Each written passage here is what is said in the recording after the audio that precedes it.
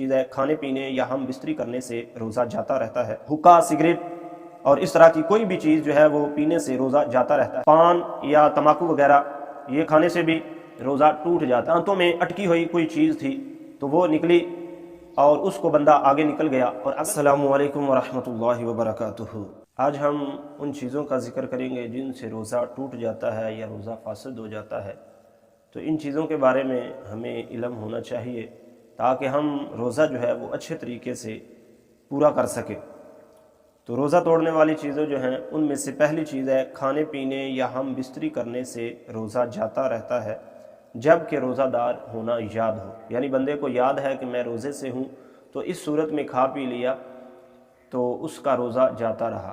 لیکن ہاں اگر یاد نہیں ہے اور کھا پی لیا اور بعد میں یاد آیا، کھانا کھاتے ہوئے یاد آیا، تو پھر اس پر لازم ہے کہ جو لقمہ منہ میں ہے وہ فوراً باہر اگل دے، تو اس صورت میں اس کا روزہ نہیں ٹوٹے گا۔ لیکن اگر یاد آنے کے بعد بھی کھاتا رہا تو پھر اس کا روزہ ٹوٹ جائے گا۔ نمبر 2، حقہ، سگریٹ اور اس طرح کی کوئی بھی چیز جو ہے وہ پینے سے روزہ جاتا رہتا ہے اگرچہ اپنے خیال میں حلق تک دھواں نہ پہنچتا ہو۔ یعنی اس کو یہ ہے کہ میں سگریٹ پیوں گا یا حقہ پیوں گا تو دھوئیں کا جو اثر ہے، جو ذائقہ ہے وہ حلق تک نہیں پہنچے گا، تو یہ اس کے خیال پر منحصر نہیں ہے۔ ان دونوں چیزوں سے بھی روزہ ٹوٹ جاتا ہے۔ تیسری چیز، پان یا تمباکو وغیرہ یہ کھانے سے بھی روزہ ٹوٹ جاتا ہے۔ کچھ لوگوں کی عادت ہوتی ہے کہ بار بار وہ تھوکتے ہیں پان کھانے کی وجہ سے، تو سمجھتے ہیں کہ شاید ہم باہر ہی اس کا تھوک نکال رہے ہیں، لیکن ان کا روزہ ٹوٹ جاتا ہے کیونکہ کچھ نہ کچھ باریک اجزاء جو ہیں وہ ضرور حلق سے نیچے اتر جاتے ہیں۔ اسی طرح شکر وغیرہ یا کوئی اور چیز جو منہ میں رکھے تو وہ گل جائے اور اس کا اثر حلق میں پہنچے تو اس سے بھی روزہ ٹوٹ جاتا ہے۔ اسی طرح دانتوں میں اٹکی ہوئی کوئی چیز تھی تو وہ نکلی اور اس کو بندہ آگے نکل گیا، اور اگر وہ چنے کے دانے کے برابر ہے تو پھر اس کا روزہ ٹوٹ گیا۔ اگر اس سے کم ہے تو احتیاط پھر بھی یہی ہے کہ اس کو باہر ہی اگل دینا چاہیے، نہ کہ اندر لے جانا چاہیے، اور اگر چنے کے دانے کے برابر ہے تو نکل گیا تو اس سے بھی روزہ ٹوٹ جائے گا۔ اسی طرح آگے والی چیز ہے کہ دانتوں سے خون نکلا اور حلق سے نیچے اترا تو اس سے بھی روزہ ٹوٹ جائے گا۔ خون تھوک سے زیادہ ہو، برابر ہو یا کم ہو مگر اس کا ذائقہ حلق میں محسوس ہو تو اس صورت میں خون نکلنے سے بھی روزہ ٹوٹ جاتا ہے۔ آگے ہے روزہ دار، آگے ہے کہ کلی کر رہے تھے اور بلا قصد پانی جو ہے وہ حلق سے نیچے اتر گیا یا ناک میں پانی چڑھایا اور دماغ کو چڑھ گیا تو روزہ جاتا رہا، مگر جب کہ روزہ دار ہونا بھول گیا ہو تو پھر نہیں ٹوٹے گا۔ یعنی اگر اس کو اپنا روزہ دار ہونا یاد نہیں ہے تو اس صورت میں پانی حلق سے نیچے گیا یا دماغ کو چڑھ گیا ہے تو پھر روزہ نہیں ٹوٹے گا۔ اسی طرح جب تک تھوک یا بلغم منہ کے اندر موجود ہو اسے نگل جانے سے روزہ نہیں جاتا، اور بار بار تھوکتے رہنا یہ ضروری نہیں ہے۔